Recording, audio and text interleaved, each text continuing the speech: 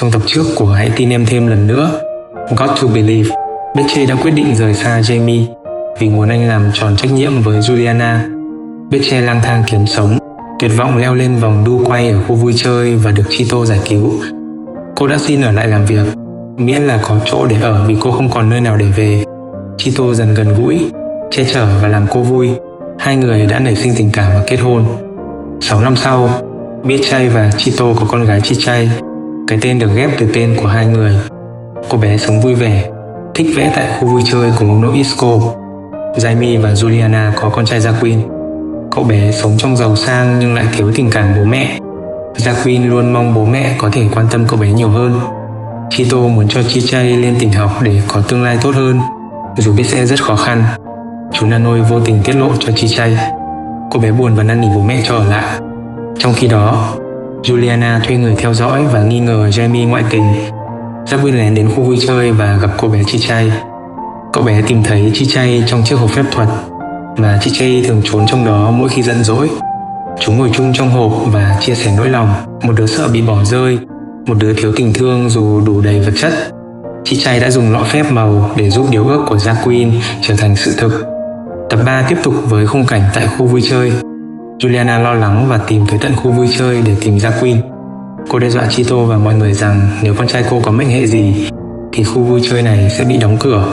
Sau khi cùng mọi người tìm kiếm, Chito đã đoán ra được nơi mà Jacquin có thể đang trốn, và hẳn cũng là chỗ mà cô bé Chichay thường tới mỗi khi cô bé giận dỗi ba của mình.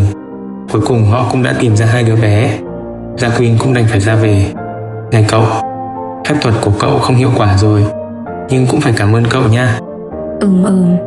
Ngay lúc đó, Jamie cũng đã có mặt tại khu vui chơi vì đã biết tin Jacquin biến mất. Anh cũng không nỡ để cho Jacquin phải trở về nhà ngay lập tức. Thay vào đó, mọi người có thể ở lại và cùng cậu bé vui chơi trước khi ra về. Này cậu, Banan đang đàn bé. Phép thuật của cậu linh nghiệm rồi. Yes. Sau những tháng ngày sống trong sự cô đơn và buồn bã vì thiếu vắng tình yêu thương của cả bố và mẹ, cuối cùng Jacquin cũng được tận hưởng trọn vẹn khoảnh khắc vui chơi cùng hai người. Sau khi vui chơi thỏa thích, Jacquin tìm tới ngôi nhà ma để gặp Chichay. Banan đang ăn bé đâu rồi? Con gái à? Con đâu rồi? Cậu còn ở đây hả? Tôi đến tìm cậu vì để cảm ơn cậu. Nếu như vậy thì lần sau cậu phải trả tiền cho mình đó. Dĩ nhiên rồi. Cậu có thể tới nhà tôi. Chúng ta có thể mở tiệc. Mở tiệc luôn à? Sao à? Cậu đi không? Chắc chắn rồi. Ở đâu vậy? Cũng gần đây thôi à. Cậu sẽ không bị lạc đâu, vì nhà của mình lớn lắm. Cậu sẽ dễ dàng tìm thấy thôi. Được rồi, cậu đi đi. Mình còn phải làm việc nữa. Cảm ơn lần nữa nha. Trong lúc chờ đợi Jacquin, Jamie đi dạo một vòng quanh khu vui chơi. Anh bỗng nghe được một giai điệu quen thuộc, cùng một bài hát và cùng một người hát nó. Giọng hát quen thuộc đó chính là từ Betche. Anh đứng từ xa, mỉm cười đưa ánh mắt dõi theo cô gái ấy, vẫn giọng hát như năm nào. Sau 6 năm, hai người đã có dịp hội ngộ vô cùng tình cờ. Anh đang làm gì ở đây? Anh chỉ là đưa con anh tới đây chơi thôi. Và cả vợ của anh hả? Cô ấy cũng đi với anh. Thì ra đây là nơi em chọn để ở lại. Hèn chi anh tìm mãi không thấy em. Mẹ anh đừng có nói về chuyện đó nữa Jamie à. Chuyện đó đã kết thúc từ lâu lắm rồi. Thật là tốt khi bây giờ anh vẫn còn nhận ra em. Em không hề thay đổi. Em vẫn là em. Có thật không? Còn anh thì sao? Anh cũng thay đổi rất nhiều luôn đó. Bây giờ rất ra dáng của người giàu có. Em sao rồi? Em rất hạnh phúc và em có một đứa con. Cho nên em phải làm việc chăm chỉ. Nhưng dù sao đi nữa thì anh cũng luôn phải giữ gìn sức khỏe nha. Vậy thôi. Gấu bông à? Betche nghĩ có lẽ hai người cũng chỉ cần hỏi thăm một chút như vậy, để không phải luyến lưu gì thêm. Ngay lúc ấy, Diana đã thấy và tra hỏi Jamie. Chito trở về phòng cất đồ. Trong lúc đó, Asion, người mà trước đó đã từng muốn mượn Chito nhiều tiền hơn nhưng anh không đồng ý, đã lén nhìn vào tủ đồ của Chito. Dường như anh ta có toan tính điều gì đó. Trái ngược với Chichay, vì cả ba lẫn mẹ của cô bé đều yêu thương nhau vô cùng, thì Jacquin lại không được may mắn như vậy. Cậu bé đã cùng ba mẹ trở về nhà. Hai người tiếp tục cãi nhau vì chuyện Jamie đã gặp lại Betche. Tại sao cô ta ở đó? Anh hẹn cô ta ở đó à? hay chính là nhân viên của đoàn xiếc quái dị đó? Jamie, anh là đồ hèn hạ. Có phải anh vẫn còn yêu cô ta hay không? Anh nói cho em biết đi, anh còn yêu cô ta có đúng vậy không? Nếu thật sự có chuyện đó thì đâu cần phải đợi tới bây giờ. Đã xảy ra rồi. Bây giờ em cần anh phải giải thích về những bằng chứng này, những tấm hình này. Anh coi đi, tại sao anh lại lừa dối em? Tại sao vậy? Anh còn nói gì với em nữa không hả?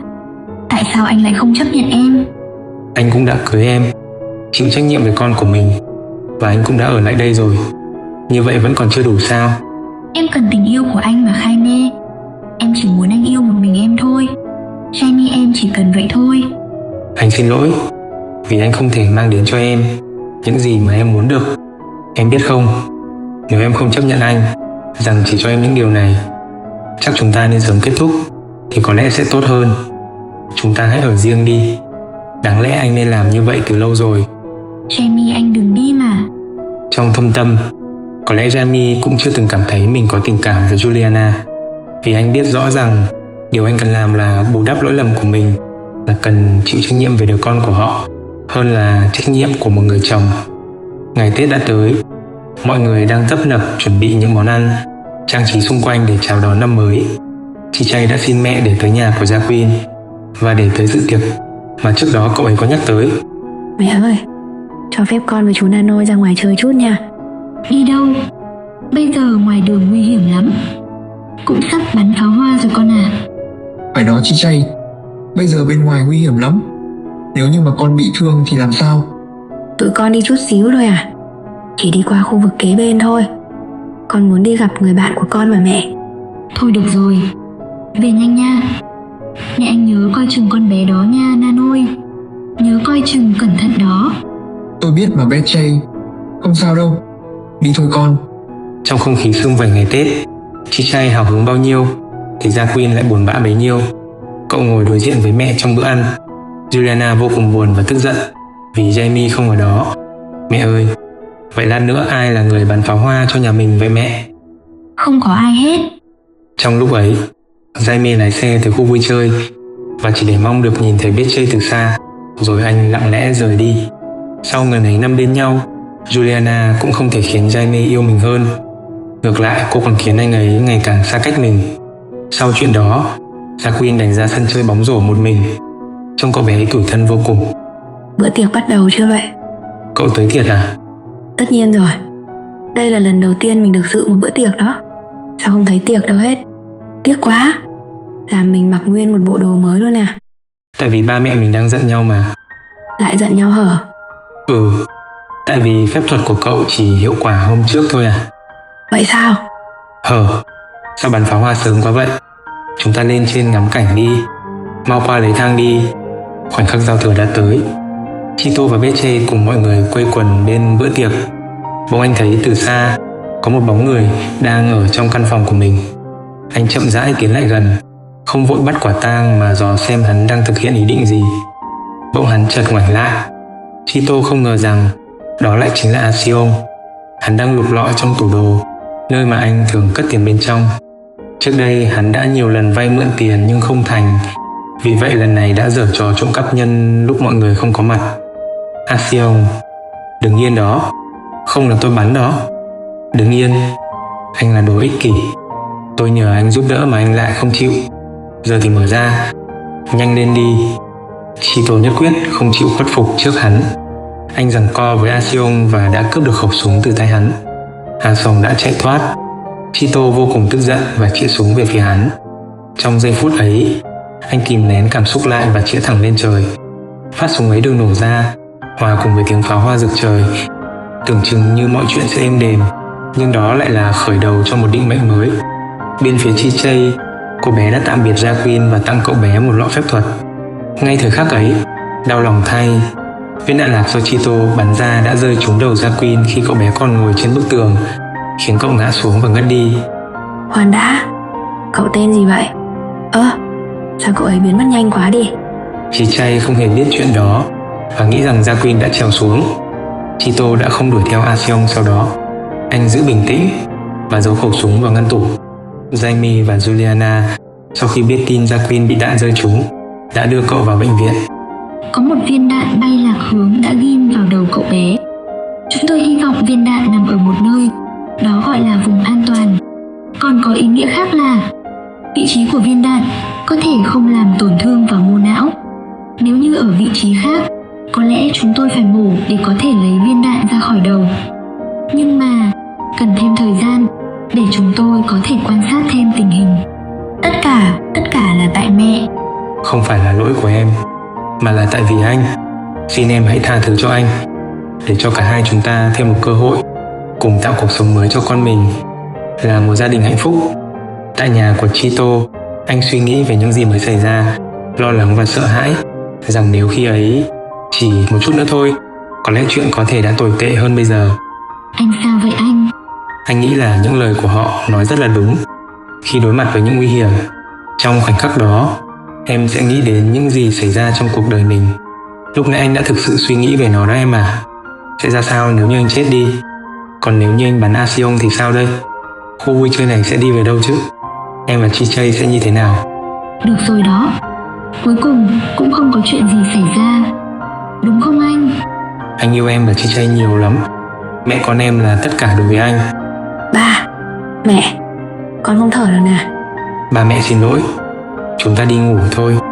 Ngày hôm sau, trong lúc mọi người đang chuẩn bị đồ đạc cho khu vui chơi, Chi-Chay xuất hiện, đeo ba lô và bày tỏ với mẹ mình. Mẹ ơi, con đã đưa ra quyết định rồi. Mẹ không biết là con vẫn phân vân về quyết định đó. Lại đây đi, nói cho mẹ nghe đi. Vậy quyết định của con là gì? Con đã quyết định là sẽ nghe lời ba, sẽ lên tỉnh đi học đó. Như vậy có được không mẹ? Đó là quyết định đúng đó con à. Nhưng mà chúng ta sẽ không đi liền ngay hôm nay. Vì vậy hãy bỏ cái túi của con xuống trước. Có phải nặng lắm đúng không con? Nghe này con gái, con đừng có quá lo lắng nha được không? Vì chúng ta còn có những ngày nghỉ nữa mà. Cho nên con không phải lo lắng, vì chúng ta vẫn sẽ về khu vui chơi mà. Con có thể vẽ ở bất cứ nơi nào mà con muốn vẽ. Nếu như con muốn làm Mananangan thì cũng có thể được nè. Nhưng đó là trong những ngày nghỉ. Còn trong năm học thì con phải là một học sinh đúng không? Vậy con biết chưa? Dạ. Con có biết không? Việc học rất là quan trọng. Khi con có được bằng cấp và đạt được rất nhiều thành tích trong học tập nữa nè, thì cách nhìn của mọi người về con sẽ khác hẳn so với bình thường. Là vì con được đi học một cách đàng hoàng, con sẽ có thể tự hào vì con sẽ không bị họ bắt nạt, và họ sẽ có thể tự hào về con. Dạ con biết rồi. Con sẽ cố gắng hết sức mình mà mẹ. Bỗng nhiên, cảnh sát đã tới và hỏi thăm mọi người về chuyện quanh khu vực này vào ngày hôm qua đã có một vụ nổ súng. Này Betchay, Chito đâu rồi hả? Cảnh sát có hỏi nhưng có vài điều tôi không trả lời được. Xin chào cô, chúng tôi cần hỏi cô một vài điều. Chito thấy vậy liền lo sợ. Mặt anh biến sắc vì nghĩ rằng điều không hay có thể liên quan tới mình. Chito, họ tới tìm anh này. Nanoi, cậu hãy đưa Chi-Chay đi qua bên kia đi. Chào anh. Không biết là có chuyện gì hả? Tôi không biết là anh có nghe nói đến chưa? Tối qua một vụ tai nạn xảy ra ở gần đây, gần ngay khu vực của mọi người. Đó là tai nạn gì vậy? Một cậu bé bị một viên đạn lạc bắn vào đầu. Hiện tại cậu ấy đang ở trong bệnh viện và phải đối mặt với tử thần. Nghe tới đây, Chito đoán rằng điều tồi tệ nhất có lẽ đã xảy ra mà anh không lường trước được. Anh thầm nghĩ về khả năng đó và cho rằng mình đã làm điều không nên làm. Hôm nay tôi đến đây, tôi chỉ muốn hỏi mọi người một câu là có bất kỳ ai nghe thấy tiếng súng hôm qua không? À, tôi không có nghe. Chúng tôi thật sự không có nghe thấy bất cứ tiếng súng nào hết đó. Lúc đó chúng tôi đang tụ tập lại và làm tiệc tùng năm mới thôi. Còn khu vui chơi đóng cửa vì đang là Tết. Chúng tôi đang ở trong khu vực này, với lại lúc đó đang bắn pháo hoa rất ồn ào nữa. Có thật là vậy hay không? Đúng vậy đó. Chỉ có chúng tôi ở đây tụ họp lại với nhau thôi. Hơn nữa đang đông người, ai lại lấy súng bóp cò làm gì? Với lại chuyện đó cũng bất hợp pháp anh biết mà. Xin các anh đừng lo. Nếu như có nghe thấy gì thì chúng tôi sẽ báo với chính quyền địa phương mà. Vậy được rồi. Chúng tôi chỉ hỏi vậy thôi. Chúng tôi phải đi đây. Cảm ơn mọi người rất nhiều. Trong khi đó, Chi-Chay quyết định đi gặp người bạn của mình và rủ chú Nanoi đi theo. Ôi trời nóng quá Chi Chay à. Chúng ta tới đây để làm gì vậy? Con định đi chào tạm biệt người bạn của con. Có thể tụi con sẽ không bao giờ gặp lại nữa đâu. Đằng kia kìa. Đi thôi. Chạy nhanh lên chú. Hầy, tức ghê. Chú chạy chậm quá à? Có phải tại vì chân của chú ngắn quá không ta? Chú xin con đó, Chi Chay à. Tại vì chân của con dài hơn chân của chú. Bây giờ chúng ta về nhà đi nha. Chắc là ba gấu và mẹ gấu đang tìm chúng ta đó. Phải về thôi. Con biết rồi. Cứ làm vậy đi. Hớ? Chi Chay lấy lọ phép thuật ra và sử dụng tới loại bột phép thuật mà ông nội đã tặng cô bé. Cô bé đã cầu nguyện và phép màu như đã thực sự xảy ra. Jacqueline dù hôn mê sâu, nhưng cậu bé đã có phản ứng co bóp ngón tay và Jacqueline cuối cùng cũng tỉnh lại. Cầu mong nếu có một ngày nào đó chúng ta sẽ có thể được gặp lại. Vào thời điểm gặp lại nhau đó, tôi sẽ biết được tên cậu và chúng ta có thể làm bạn với nhau. Jamie, ngón tay của con đang cử động này anh à? Jacqueline. Được rồi đó. Hi hi. Xin lỗi chú nha. Con xin lỗi. Đừng nổi nóng. Chú thật sự không biết nói với con gì á. Đi thôi. Đây thật sự là một kỳ tích. Lời cầu nguyện của chúng ta linh nghiệm rồi. Viên đạn đang nằm ở vị trí an toàn. Chúng ta không cần phải trải qua phẫu thuật để lấy viên đạn ra nữa đâu. Bác sĩ, cô nói như vậy nghĩa là sao chứ? Nếu vẫn để viên đạn ở trong não thằng bé như vậy có quá nguy hiểm không? Nếu như làm phẫu thuật cho cậu ấy thì sẽ gặp rủi ro cao hơn. Khả năng có thể làm ảnh hưởng tới các mô não rất cao. Điều đó rất nguy hiểm. Và bây giờ, Jacqueline đang rất an toàn, dù viên đạn vẫn còn trong đầu của cậu ấy. Nhưng bây giờ thì chúng ta vẫn còn phải xác nhận chắc chắn nhiều thêm nữa. Vậy là cuối cùng, Chi Chay cũng cùng Bachito và mẹ Bechay lên tỉnh. Họ sẽ cùng nhau sinh sống và tiện cho việc Chi Chay đi học. Chi Chay sẽ phải rời xa ông nội. Mọi người lẫn khu vui chơi một thời gian. Cô bé rất buồn, nhưng đó là điều cần thiết phải xảy ra. Sao hả con trai? Con có đi chung với họ không? Dạ thưa bà, con quyết định sẽ đi lên tỉnh với họ. Con không thể nào để cho họ rời xa con được ba à. Sau khi tụi con lên tới đó rồi thì tụi con sẽ đi tìm việc làm và cố gắng ổn định ở đó. Tụi con sẽ về thăm mọi người mỗi khi có thể. Ba đừng quá lo lắng vì con nhất định sẽ không bỏ rơi ba đâu. Khi mà tụi con có thể ổn định cuộc sống được rồi, tụi con sẽ về đưa ba lên đó ở cùng với tụi con. Dĩ nhiên là ba hiểu. Điều quan trọng là con phải luôn ở bên cạnh Chi Chay trong quá trình nó lớn lên, đúng không? Dạ. Cho nên đừng có lo gì hết. Cố gắng lên. Con cảm ơn ba rất nhiều. Không sao đâu con trai. Được rồi, ba hiểu mà. Vậy là Jacqueline cuối cùng cũng được xuất viện. Kể từ giờ, cậu sẽ luôn phải đeo một chiếc mũ bảo hộ đi kèm. Chi Chay cũng đã cùng ba mẹ rời nhà lên tỉnh. Cô bé sẽ bước trên một hành trình mới, một cuộc sống mới, một nơi xa lạ và hứa hẹn sẽ mang tới nhiều điều mới mẻ. Juliana và Jamie cũng đã quyết định chuyển sang nơi ở mới, một nơi trong lành và yên tĩnh hơn để hạn chế mọi rủi ro tới Jacqueline. Nhưng chính những điều đó lại dần vô tình khiến Jacqueline bị cô lập với thế giới bên ngoài. Ánh mắt cậu buồn bã khi mẹ cấm đoán tất cả mọi thứ, kể cả thú vui duy nhất của cậu. Cậu Jacqueline, tôi có đem bóng tới cho cậu nè. Không, Jacqueline bây giờ không thể chơi bóng rổ được nữa. Làm như vậy rất là nguy hiểm có hiểu không? Mang ra ngoài đi. Không được để trong này. Dặn mọi người phải nhớ cho thật kỹ biết chưa hả? Mấy người làm gì vậy hả? Tại sao lại đưa nó ra ngoài này? Chúng tôi sẽ coi chừng cậu ấy cẩn thận. Anh thôi đi. Tôi không muốn gặp phải sự cố nữa.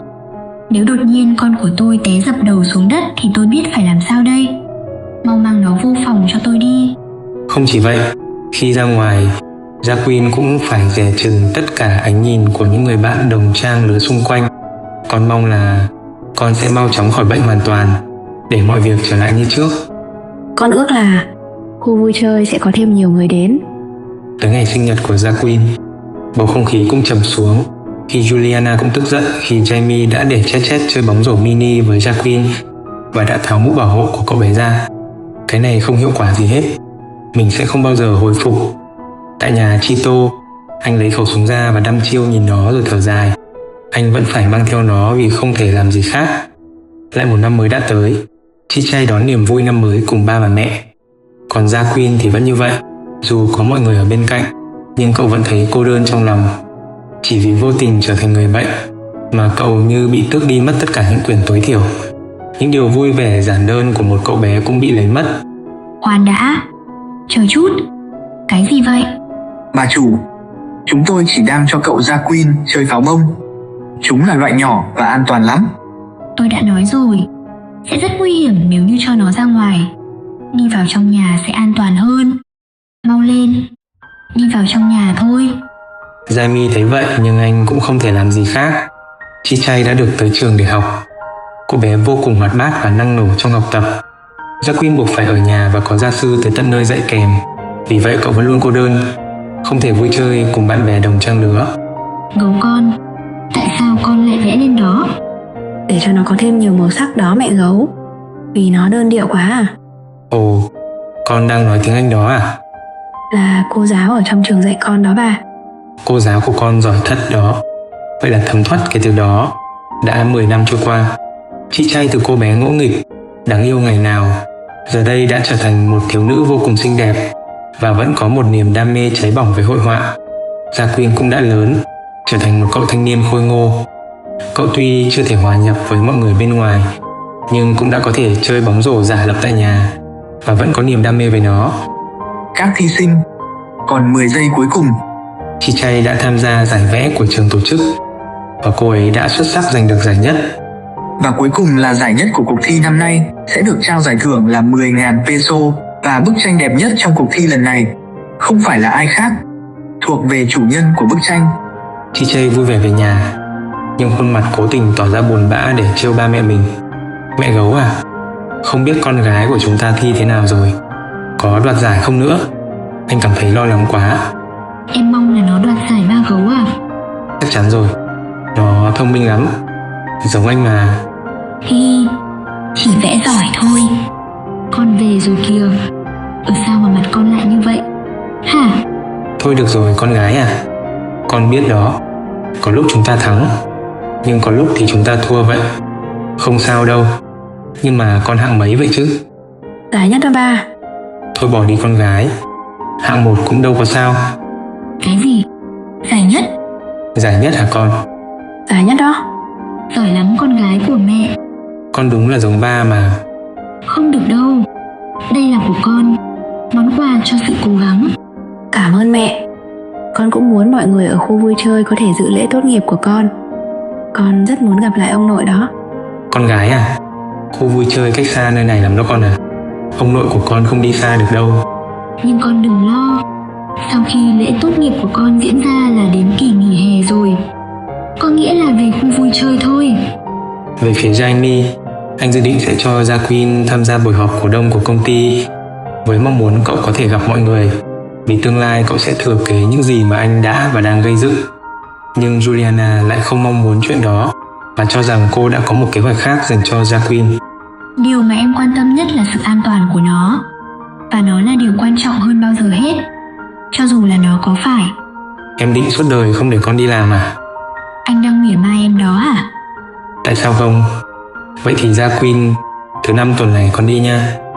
Mẹ tính là thứ 5 tuần này con sẽ đi kiểm tra sức khỏe hàng năm. Ba mẹ cùng nhau đi tới công ty trước, rồi chúng ta sẽ cùng tới hội nghị. Vậy được không con? Con có căng thẳng không vậy? Yên tâm, chắc chắn ba mẹ sẽ đi với con mà. Ngủ ngon nha con. Con chỉ được chơi máy tính 1 tiếng thôi, và sau đó phải đi ngủ ngay lập tức đó, con hiểu không? Dạ mẹ. Anh nói như vậy là sao chứ? Anh thấy là em bảo vệ nó quá mức. Em không thấy là em đang giam cầm nó hay sao? Em đang giam cầm nó à? Em thật sự không nghĩ là chúng ta đang giam cầm thằng bé đâu. Bao nhiêu năm nay nếu như không phải chúng ta coi chừng nó, thì tất cả mọi chuyện có lẽ đã khác rồi. Em cũng chỉ muốn tốt cho con trai chúng ta thôi, anh hiểu không? Anh cũng muốn như vậy mà. Nhưng chỉ có an toàn thôi thì không đủ cho nó đâu em à. Nó cần một cuộc sống. Có lẽ suy nghĩ chỉ muốn tốt cho con như cách của Juliana lại vô tình trở thành sự yêu thương độc hại mà một đứa trẻ phải nhận lấy.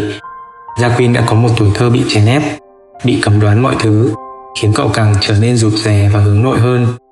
Có lẽ lần đầu tiên trong 10 năm nay mình sẽ phải đối mặt với rất nhiều người. Rồi sẽ ra sao đây? Chuyện gì sẽ xảy ra? Tập 3 này thực sự là một nút thắt quan trọng. mở ra một chương mới cho mối quan hệ phức tạp giữa Chi-Chae và Gia-Queen. Nó đặt ra câu hỏi lớn, liệu tình yêu có đủ sức mạnh để hàn gắn những vết thương quá khứ, để phá bỏ lời nguyền và đưa một con người trở về với bản ngã đích thực của mình? Hay những ký ức ngọt ngào thuở hôm nào sẽ mãi mãi chỉ là một ảo ảnh xa xôi và không bao giờ có thể chạm tới? Sự vô tư và trong sáng của Chi-Chae đối lập hoàn toàn với sự gai góc và khó hiểu của Gia-Queen. Chính sự đối lập này sẽ tạo nên những tia lửa đầu tiên, những xung đột ban đầu, nhưng cũng chính là khởi nguồn cho một tình yêu đầy thử thách và hy sinh. Liệu diễn biến của tập tiếp theo sẽ ra sao? Gia-Queen sẽ đối diện với mọi người xung quanh, cũng như thế giới bên ngoài như thế nào đối với cậu? Chi-Chae liệu sẽ có thể gặp lại người bạn thơ ấu chưa kịp biết tên? Mình mong rằng những chia sẻ này đã mang lại cho bạn những góc nhìn sâu sắc hơn về tập phim. Hãy đón chờ tập tiếp theo để cùng mình khám phá những diễn biến tâm lý phức tạp và những bài học sâu sắc hơn nữa nhé. Đừng quên like video này, chia sẻ nó với người bạn thương yêu và đăng ký kênh của mình để không bỏ lỡ bất kỳ nội dung thú vị nào. Xin chào và hẹn gặp lại các bạn trong những video tiếp theo.